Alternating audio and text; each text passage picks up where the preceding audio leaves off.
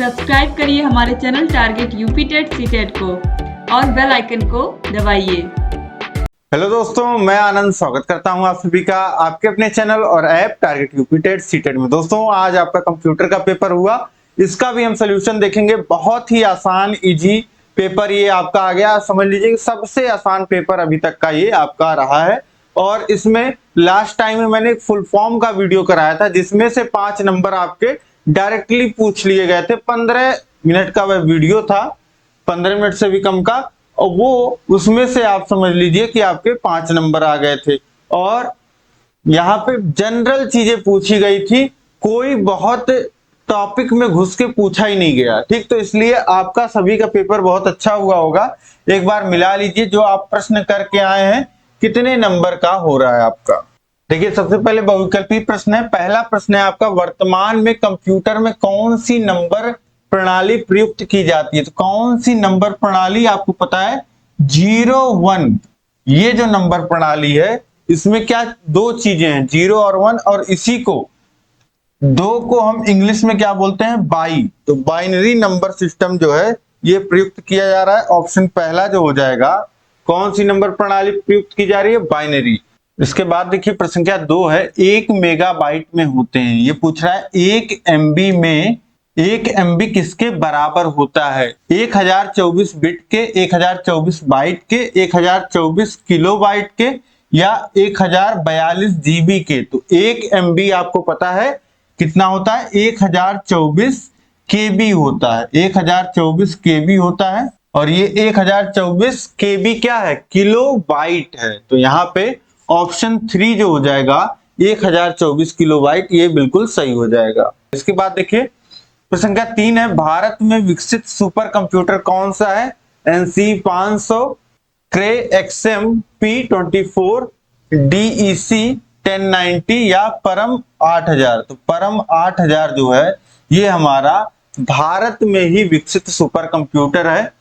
उसके बाद देखिए प्रश्न संख्या 4 है, संचार के मुख्य अंग हैं माध्यम, रिसीवर, प्रेषक। तो संचार में सबसे पहले प्रेषक होता है, फिर माध्यम आता है, फिर उसको रिसीव करने वाला आता है। तो ये तीनों ही जो संचार के मुख्य माध्यम है। ऑप्शन 4 जो हो जाएगा उपयुक्त सभी, यह बिल्कुल सही हो जाएगा। इसके बाद देखिए प्रश्न संख्या 5 है, विकिपीडिया है एक ज्ञानवर्धक वेबसाइट, हार्डवेयर, इनमें से कोई नहीं, उपयुक्त सभी। तो विकिपीडिया क्या है? एक ज्ञानवर्धक वेबसाइट है, जहां पे आपको सभी सब्जेक्ट से रिलेटेड चीजें पढ़ने को मिल जाती हैं। अब यहाँ पे एक बार सभी प्रश्नों का आप एक बार सही उत्तर देख लीजिए। देखिए, पहले का है बाइनरी, दूसरे का है आपका 1024 किलोबाइट, तीसरे का है आपका परम 8000, और चौथे का है आपका उपयुक्त सभी, और पांचवें का है आपका एक ज्ञानवर्धक वेबसाइट पहला। ठीक, तो इस तरीके से ये पांचों आपने सही कर लिए होंगे।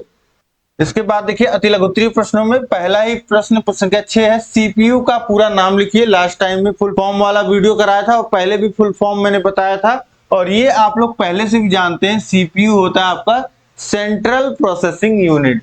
इसके बाद देखिए प्रश्न संख्या 7 है, शैक्षिक रेडियो की विशेषताएं बताइए। तो शैक्षिक रेडियो आपका एक श्रव्य साधन है, मतलब जिसके माध्यम से केवल आप सुन सकते हैं, और इसके द्वारा विभिन्न शैक्षिक कार्यक्रम चलाए जाते हैं, जिससे दूर दराज के विद्यार्थी जो हैं वो अपने ज्ञान में वृद्धि कर पाते हैं। और इसके द्वारा जो वैज्ञानिक हैं उनके जो विचार हैं वो भी आप सुन सकते हैं, और देश विदेश में क्या चल रहा है शिक्षा के जगत में उससे जुड़ा समाचार भी सुन सकते हैं। तो ये हो जाता है आपका शैक्षिक रेडियो की विशेषता। इसके बाद देखिए सुपर कंप्यूटर के 2 उपयोग बताइए। तो सुपर कंप्यूटर का उपयोग सुरक्षा के क्षेत्र में होता है, और सुपर कंप्यूटर का उपयोग मौसम का पूर्व अनुमान करने में होता है, और वैज्ञानिक गणनाओं में होता है। बहुत जगह सुपर कंप्यूटर का आपका उपयोग होता है। कोई 2 उपयोग आप लिख सकते थे। इसके बाद देखिए प्रश्न संख्या 9 है, प्रिंटर कितने प्रकार के होते हैं? 2 नाम लिखिए।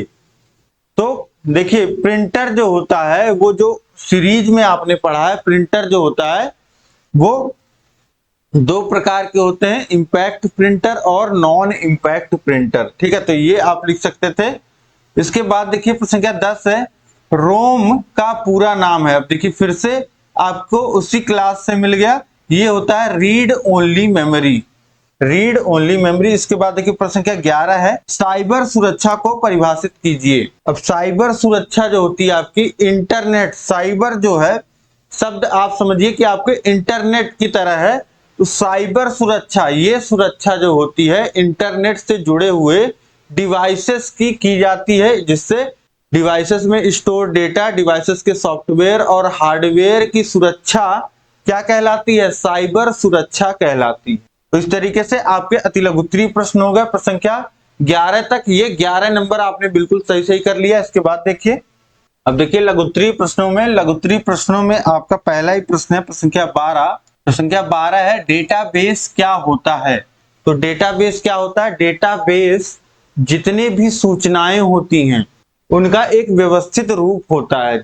जो भी सूचना का व्यवस्थित रूप होता है, सूचना आंकड़ों का व्यवस्थित रूप होता है, और उसमें इस तरीके से उसको व्यवस्थित किया जाता है जिससे माध्यम से उसका जब इस्तेमाल करना हो तो जल्दी से उसको एक्सेस किया जा सके, और उसका प्रबंधन किया जाता है और उसको अपडेट किया जाता है। ठीक है, तो ये हमारा होता है डेटाबेस। सूचनाओं का संग्रह होता है, इलेक्ट्रॉनिक रूप में भंडारण होता है। इसके बाद देखिए प्रश्न संख्या 13 है, लाइट पेन क्या है? तो लाइट पेन आपकी एक इनपुट डिवाइस है, एक प्रवेश युक्ति है। लाइट पेन क्या है? एक आपका इनपुट डिवाइस होता है कंप्यूटर में, एक पेन की तरह ही चलता है। जो आप लिखते हैं वही कंप्यूटर में इनपुट हो जाता है। और ये लाइट पेन जो होता है आपका, ये माउस की तरह ही काम करता है, लेकिन माउस से थोड़ा कम इफेक्टिव होता है, माउस से थोड़ा कम कारगर होता है, ये डिस्प्ले पे ही चलता है। ठीक, तो इस तरीके से ये आपका हो गया लाइट पेन। इसके बाद देखिए प्रश्न संख्या 14 है, एनिमेशन क्या है? स्पष्ट कीजिए। तो एनिमेशन एक ऐसी विधि है जिसमें किसी ऑब्जेक्ट को, किसी कठपुतली को इस तरीके से दिखाया जाता है, उसमें जैसे मोशन है, वो चल रहा है, ठीक है, वो बात कर रहा है। ठीक, तो इस तरीके से जो कोई भी ऑब्जेक्ट हो, ठीक है, कुर्सी हो, कुर्सी को दिखा देगा चलते। तो ये सारी चीजें जो है ये एक मोशन इफेक्ट लाया जाता है और उसके द्वारा कई सारी चीजें दर्शाई जा सकती हैं, और ये जो होता है ये कंप्यूटर सॉफ्टवेयर के माध्यम से बनाया जाता है एनिमेशन को। इसके बाद देखिए प्रश्न संख्या 15 है, कंप्यूटर नेटवर्क कितने प्रकार के होते हैं? तो ये मैंने आपको बताया कब? कल ही आपका फुल फॉर्म वाला जो वीडियो था उसी में लैन मैन वैन के बारे में मैंने डिस्कस किया। तो आपका नेटवर्क कितने प्रकार का होता है? 3 प्रकार का होता है। पहला क्या होता है आपका? लैन होता है, लोकल एरिया नेटवर्क। दूसरा होता है मेट्रोपॉलिटन एरिया नेटवर्क, और तीसरा होता है आपका वाइड एरिया नेटवर्क। ठीक, तो इन तीनों के बारे में आप थोड़ा थोड़ा लिख देते। लैन एरिया नेटवर्क में ये आपके सीमित दायरे का नेटवर्क होता है, जैसे किसी कॉलेज या यूनिवर्सिटी का नेटवर्क। मैन ये मेट्रोपॉलिटन एरिया नेटवर्क होता है, ये एक पूरे शहर, बड़े शहर के एरिया के नेटवर्क के बराबर होता है। और वैन जो होता है ये वाइड एरिया नेटवर्क होता है, ये पूरे विश्व पटल पे फैला हुआ नेटवर्क होता है। इसके बाद देखिए प्रश्न संख्या 16 है, शिक्षा में सूचना एवं संचार प्रौद्योगिकी की उपयोगिता पे प्रकाश डालिए। तो ये देखिए, ये जो मेन आपका सब्जेक्ट है आईसीटी, उससे जुड़ा हुआ प्रश्न यहाँ पे आया है कि सूचना एवं संचार प्रौद्योगिकी की शिक्षा में क्या उपयोगिता है। तो हर एक क्षेत्र में शिक्षा आईसीटी का उपयोग होता है। शिक्षा के हर एक क्षेत्र में आईसीटी का प्रयोग होता है, चाहे वो पाठ्यक्रम निर्माण हो, चाहे वह बच्चों के शिक्षण का कार्य हो, शिक्षण अधिगम का कार्य हो, चाहे वह मूल्यांकन का कार्य हो। तो हर एक उस पे आप हेडिंग डाल करके इसमें लिख सकते हैं आईसीटी की उपयोगिता। ठीक, तो इस तरीके से आप लिख लेते, पाठ्यक्रम निर्माण में, कक्षा कक्ष शिक्षण में और मूल्यांकन में, इस तरीके से। इसके बाद देखिए प्रश्न संख्या 17 है, स्मार्ट कक्षाओं के महत्व एवं उपयोगिता पर प्रकाश डालिए। तो स्मार्ट कक्षाएं क्या होती हैं? जिसमें आपका बच्चों को पढ़ाने के लिए जो डिजिटल तकनीकी है उसका उपयोग किया जाता है, जैसे ये इंटरेक्टिव पैनल है, इसका प्रयोग किया जाता है। और बहुत सारी जो शिक्षण की सामग्रियां होती हैं उनका प्रयोग किया जाता है, जैसे बहुत सारे विजुअल मेथड्स का प्रयोग किया जाता है, जिससे जो होता है बच्चे का ध्यान केंद्रित होता है। इससे क्या होता है, स्मार्ट कक्षाओं में बच्चों का ध्यान केंद्रित करने में, उनकी रुचि डेवलप करने में इसमें मदद मिलती है। और कक्षा को एकाग्र करने में बच्चों का फोकस जो है जब रहेगा तो बच्चे शोर शराबा नहीं करेंगे क्लास में, जिससे जो होगा बच्चे अच्छे से पढ़ पाएंगे इंटरेक्टिव मैनर में। ठीक, और इससे क्या होता है, टीचर का जो एफर्ट होता है वह भी कम होता है। अब कई सारे फिगर्स ऐसे हैं जो तुरंत बना करके आप फाइल में रख करके इस तरीके की क्लासेस में दर्शा सकते हो, शिक्षक जो है वो दर्शा सकते हैं। तो इससे जो होता है शिक्षक का एफर्ट कम होता है।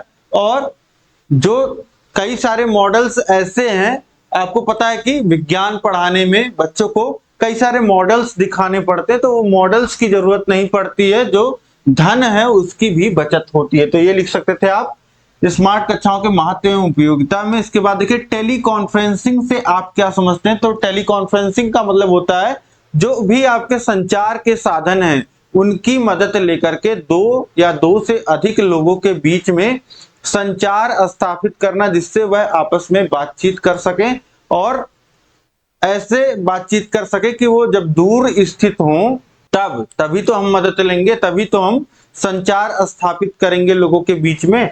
तो टेली कॉन्फ्रेंसिंग का मतलब यही है कि दूर बैठे लोगों में किसी जो संचार के माध्यम है उनके माध्यम से लोगों के बीच बातचीत कराना। और ये बहुत माध्यमों से हो सकता है और बहुत प्रकार से भी होता है। ठीक है, वीडियो कॉन्फ्रेंसिंग में भी होता है, इसी में आपका ऑडियो कॉन्फ्रेंसिंग भी होता है। तो इस तरीके से ये भी आप अच्छे से लिख सकते थे। और ये इस तरीके से आपका पूरा पेपर तो संख्या 18 तक आपने देख लिया। उम्मीद है कि बहुत अच्छे से आपका पूरा पेपर हुआ होगा। और कितने नंबर आ रहे हैं आपके, कितने नंबर का आपको सही लग रहा है आपका, आप कमेंट करके बता दीजिए। और अब देखिए आपको क्या करना है, अब आपको फोर्थ सेमेस्टर का पढ़ना है। ठीक है, नीचे डिस्क्रिप्शन में मैं फोर्थ सेमेस्टर का भी लिंक डाल देता हूं। और फोर्थ सेमेस्टर की तैयारी में अभी से लग जाइए, डेली समय दीजिए।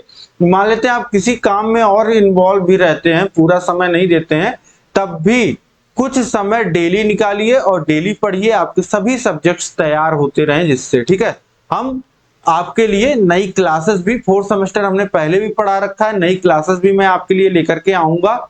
और अभी तक चैनल को सब्सक्राइब नहीं किया तो सब्सक्राइब कर लीजिए, इस वीडियो को लाइक कर दीजिए, अपने दोस्तों में सभी में शेयर कर दीजिए। और इसी तरीके से आपको सभी विषयों का सलूशन कराया गया, सभी विषयों का लिंक नीचे डिस्क्रिप्शन में मिल जाएगा। कहीं कोई दिक्कत आए तो कॉन्टैक्ट नंबर दिया है, कॉन्टैक्ट नंबर पे आप कॉन्टैक्ट कर सकते हैं, कॉल करिए, व्हाट्सएप करिए, कहीं भी कोई दिक्कत आए कमेंट करके बताइए। और कैसा एक्सपीरियंस अभी तक रहा आपका पूरा पेपर दे करके, हमसे पढ़ करके, ये जरूर कमेंट करके बताएं। और पेपर कैसा हुआ आपका कमेंट करके बताएं। हम लोग मिलेंगे नेक्स्ट क्लास में। जय हिंद, जय भारत।